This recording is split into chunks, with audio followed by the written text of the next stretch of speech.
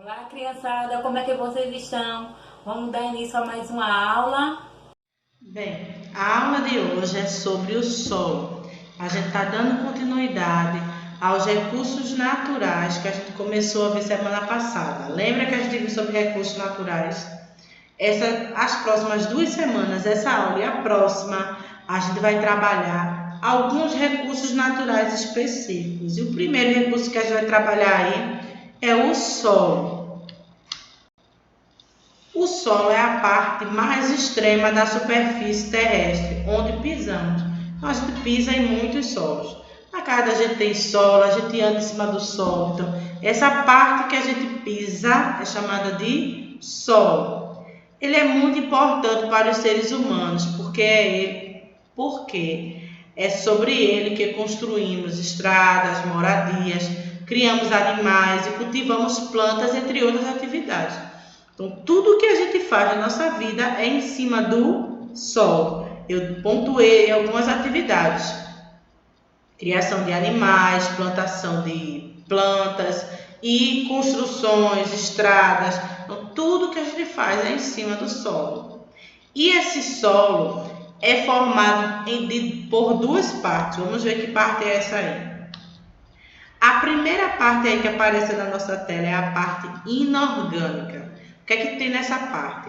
Essa parte contém calcário, argila, água e ar. E a segunda parte que compõe o solo é a parte orgânica.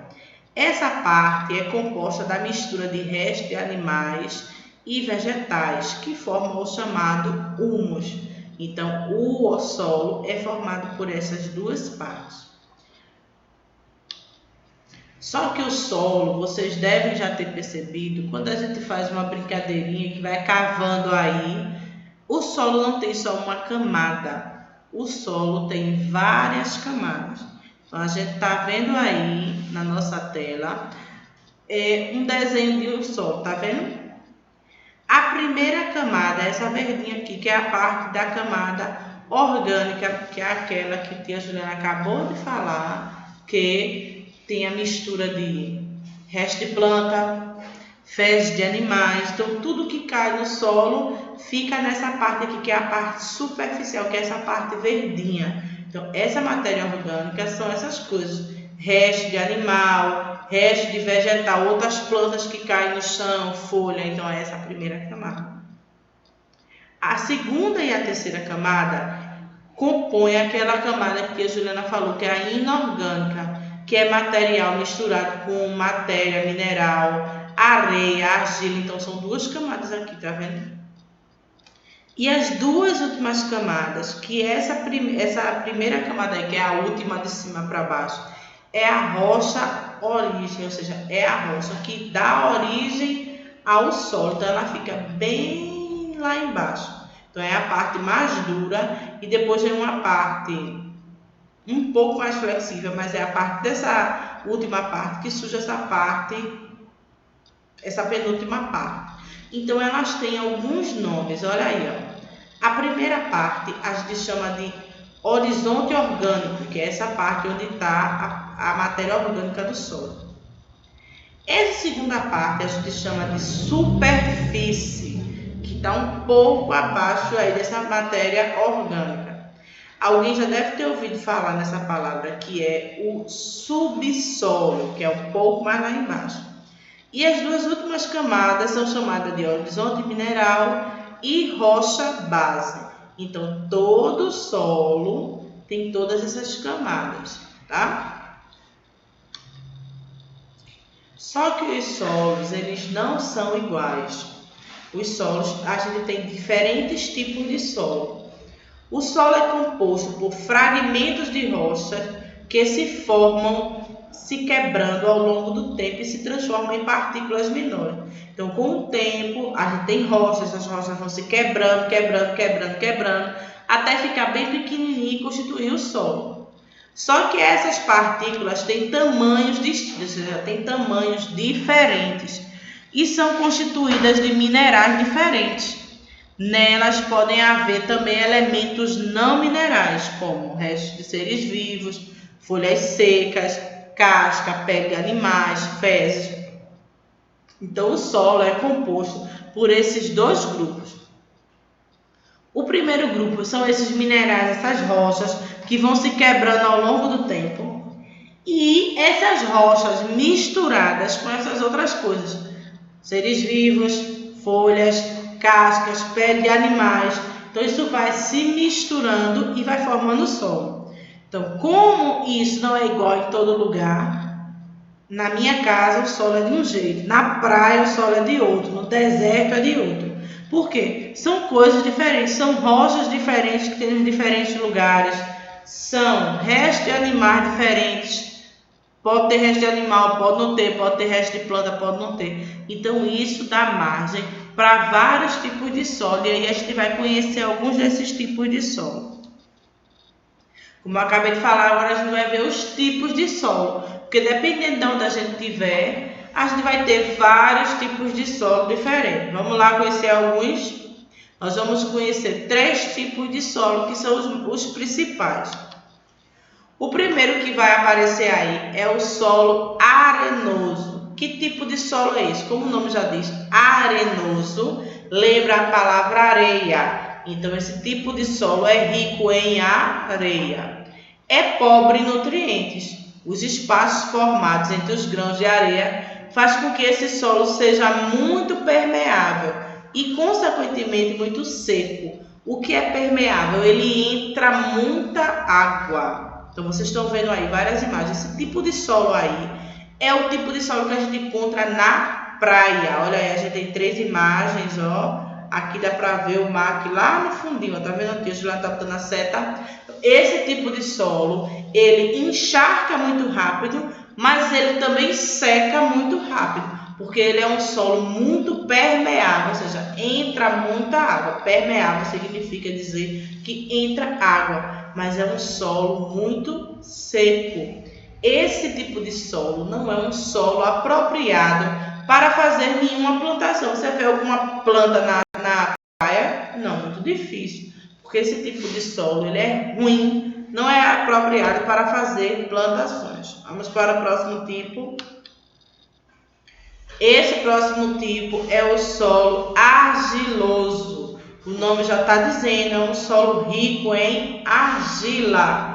Tem bastante nutrientes e é impermeável por causa dos seus grãos pequenos e compactos. Gente, impermeável, o Deus já explicou isso.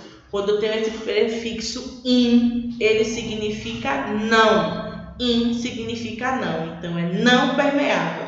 Não entra água. Aí por que não entra essa água? Por conta dos seus grãos pequenos e compactos. É um solo duro. Olha aí, vocês estão vendo aí? Tá vendo aí? Ele rachadinho aí.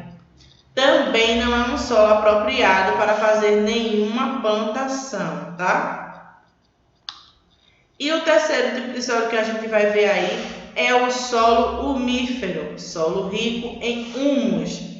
Chamado em alguns lugares de terra preta, esse tipo de solo é muito rico em nutrientes, pois contém grande concentração de material orgânico. Gente, esse solo aí é o solo que é apropriado para plantar qualquer tipo de planta. Então, para se plantar e ter uma planta bonita, se for planta que dá fruto, para dar fruto, tem que ser esse tipo de solo. Porque como vocês estão, eu li agora aí, ele é rico em nutrientes e tem uma grande concentração de material orgânico. Lembrando que material orgânico é o que a Juliana já disse.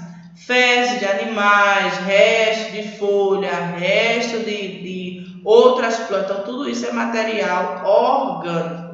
Lembrando quais são os tipos de solo: arenoso, argiloso e o último agora, umífero.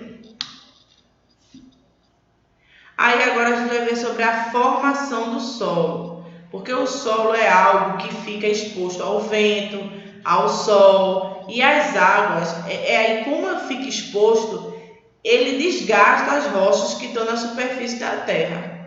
As rochas desgastadas vão se transformando em pequenos grãos ao longo de milhares de anos. Esses grãos formam a camada do solo na qual as plantas podem crescer e se fixar. Então, lembra que a Juliana falou no começo que os solos é uma formação que resulta dessas rochas que vão se quebrando. Então, aí vocês vão ver uma imagem aí, que a gente tá vendo aqui, surgiu aí na tela, que olha, começa assim, ó, isso aqui é a rocha, aquela rocha dura. Vai se quebrando aqui pequenos fragmentos, ó, vai formando os solos jovens. Ó, aqui, ó, tá vendo? E aqui é um solo muito maduro. Você tá vendo que no solo jovem as plantinhas são pequenininhas. E você tá vendo que no solo jovem a parte orgânica, que é essa parte de cima que a Juliana tá botando na seta, é bem pequena.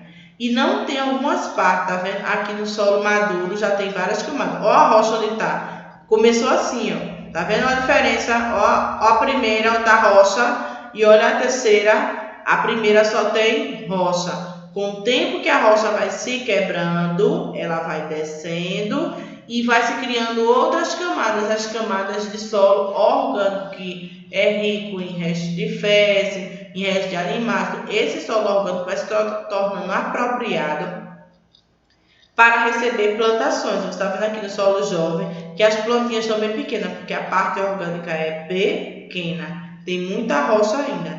Mas quando é um solo maduro, ó a rocha como está pequenininho. E ó a camada de humus, que é a camada orgânica, como está grande. E olha a árvore como ficou grande. Então, quanto mais maduro é o solo, mais as plantas vão ter como se sobreviver aí, por conta da camada de humus, camada orgânica, que vai ficando mais grossa. Quando o solo é mais jovem, a possibilidade da planta não dar certo é maior, porque a camada orgânica é menor. Só que, como eu já disse, o solo é algo que fica exposto a sol, a chuva, a vento, a todos os fenômenos na natureza. O solo está exposto. Então, pode acontecer um fenômeno que a gente chama de erosão. O que é erosão? O desgaste ou arrastamento do solo, que é denominado de erosão. Então, o que é que ocasiona essa erosão nos solos? Vento, chuva, calor excessivo, entre outros fatores, e prejudica o ambiente, pois enche os lagos e rios de terra, provocando enchente e a morte de espécies de animal.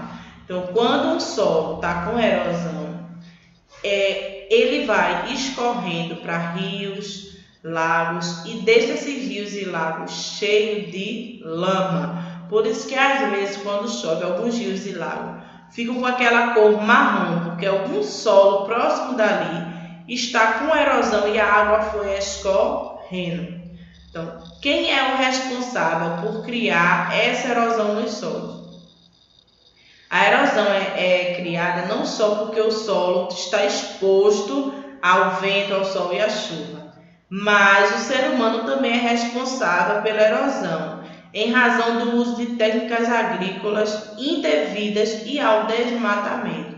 Então, às vezes os agricultores, e até a gente em casa também, quem tem quintal, resolve queimar um pedaço de plantação que não quer mais, ou queimar lixo. Então, quando eu faço a queimada de um espaço, de um solo, o solo vai ficando pobre. O fogo tira os nutrientes que tem naquele solo. Então, quando bate uma chuva ou um vento, esse solo vai se desfazendo, vai caindo, porque o fogo fez com que ele ficasse fraco. Então, além disso, tem um desmatamento. Então, eu cortar uma árvore do solo também deixa o solo fraco. Então, a erosão é o movimento de deixar o solo fraco. É quando o solo fica fraco. Então, uma das formas de evitar essa erosão é mantê-lo sempre com plantas no gramado. E quando eu mantenho o solo com planta no gramado, ele vai ficar sempre nutrido e não vai acontecer isso de acontecer a erosão. Então, sempre tem que manter ele com planta, nem que seja um gramadinho pequenininho. Olha aí, ó, várias imagens de erosão. Então, é quando o solo não aguenta, ele fica fraco. Então, o que é que pode acontecer? Nessa primeira imagem aqui, onde a senhora está com a setinha, o solo rachou. O solo ficou fraco, bateu água e ele terminou rachando, porque ficou fraco. Outra imagem aqui ao lado, que a senhora está mostrando a seta, solo muito seco. Tá vendo aqui que a gente está vendo a raiz das plantas aqui muito seco. Então, quando chove, ó aqui, tá vendo? Esse solo aqui vai escorrendo e vai chegando em rios, em lagos, vai deixando a água barrenta. Outro aqui, ó, tá vendo? É como se fosse uma propriedade e o solo ficou fraco. Veja que mesmo com gramado, o solo ficou fraco e acabou rachando. E aqui, ó, um grande perigo. Abrir um buraco no meio de uma pista. Tá vendo aqui que aqui é uma pista, ó, carro aqui, porque o solo estava fraco. Além do solo estar fraco, aqui ainda tem, ó, tubulações, ó, de água. Então, isso tudo fez com que o solo ficasse fraco e viesse a acontecer isso, a cair, porque a erosão estava demais.